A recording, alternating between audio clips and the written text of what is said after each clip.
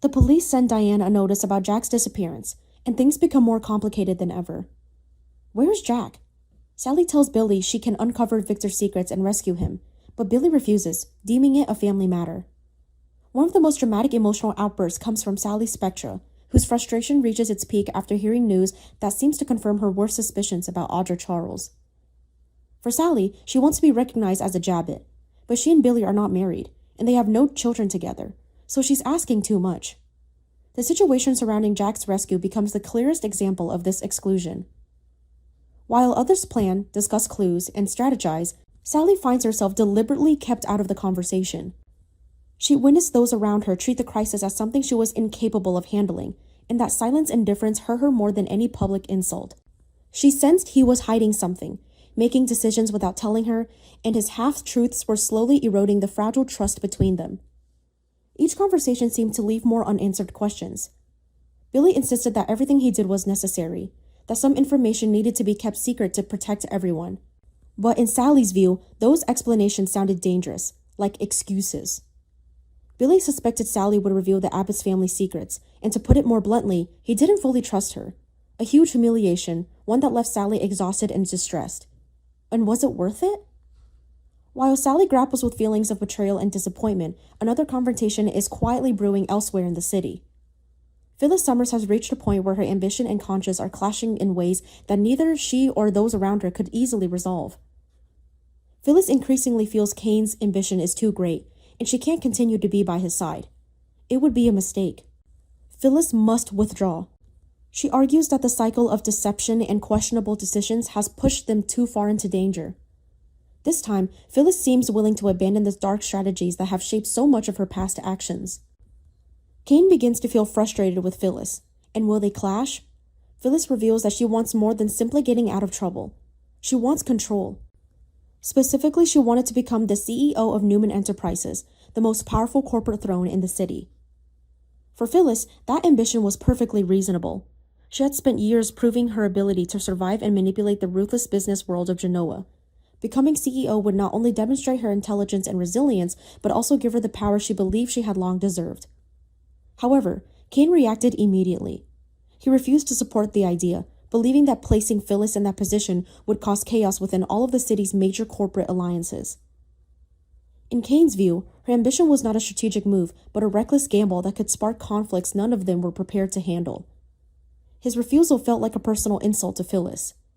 She had anticipated hesitation, but was not surprised by the blunt rejection. The conversation quickly escalated into a heated argument, exposing the fragile nature of their alliance. Both were accustomed to controlling situations through calculation and manipulation. But this time, the emotions hidden beneath their ambitions began to surface. Their confrontation became the kind of explosive conflict that longtime observers of Genoa were familiar with whenever two strong personalities clashed over power and pride. Meanwhile, a far more personal conflict was unfolding within the complicated relationships of Sharon Newman, Mariah Copeland, and Tessa Porter. For years, Sharon had believed deeply in the strength of Mariah and Tessa's bond. She had watched them face hardships, misunderstandings, and emotional struggles, always hoping that their love would ultimately overcome whatever obstacles appeared in their path. Yet recently, Sharon's perspective had begun to change. Watching the two women struggle through repeated cycles of pain and reconciliation forced her to confront an uncomfortable possibility. Sometimes, love alone was not enough to heal the damage people caused each other. Sharon began to wonder whether staying together might actually be prolonging the suffering they were both trying to escape. Instead of encouraging them to continue fighting for the relationship, Sharon found herself considering a different kind of support. She gently suggested that separation might offer them something they had not experienced in a long time: peace. Far away from the chaos unfolding in Genoa City, the strange and dangerous captivity of Jack Abbott continued to evolve into something far more unpredictable than anyone searching for him could imagine.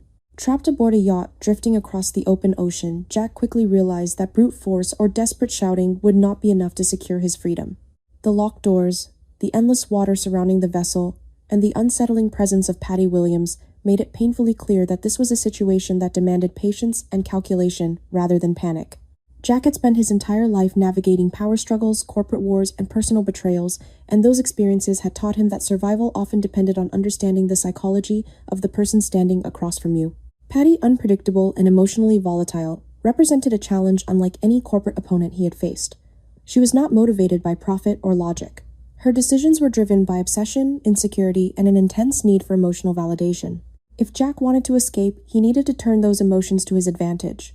Rather than confronting Patty with anger or desperation, Jack began to shift his tone towards something far more subtle.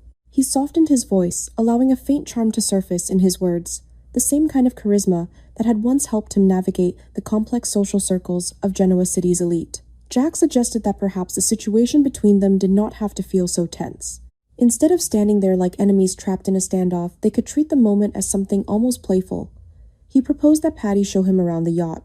After all, if he was being held captive on such an impressive vessel, the least she could do was give him a proper tour. The suggestion caught Patty slightly off guard. She tilted her head as if trying to decide whether the offer was genuine or merely another attempt at manipulation.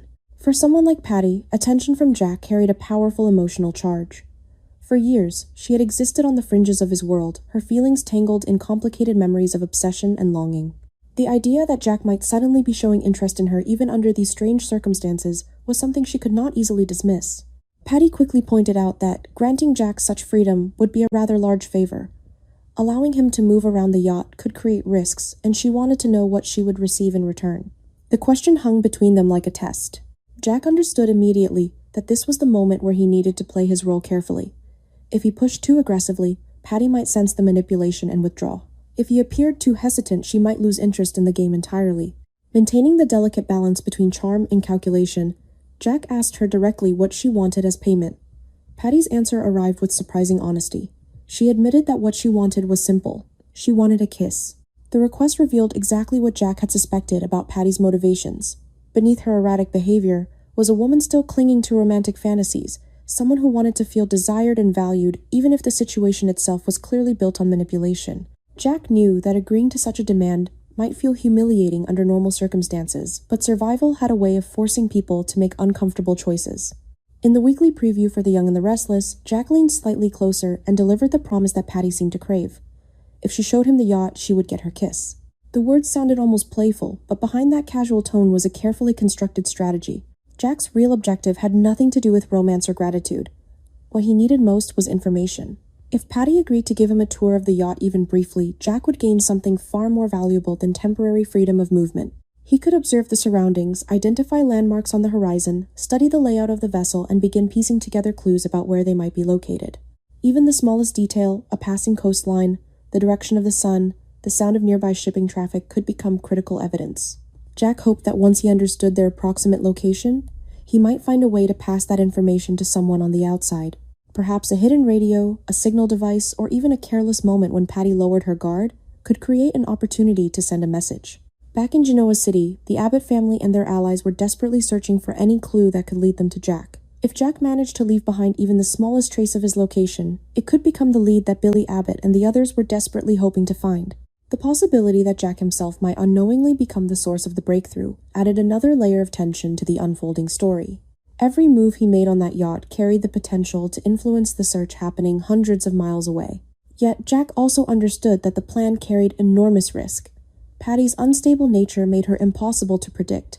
For the moment, she seemed entertained by his charm, even flattered by the attention he was offering.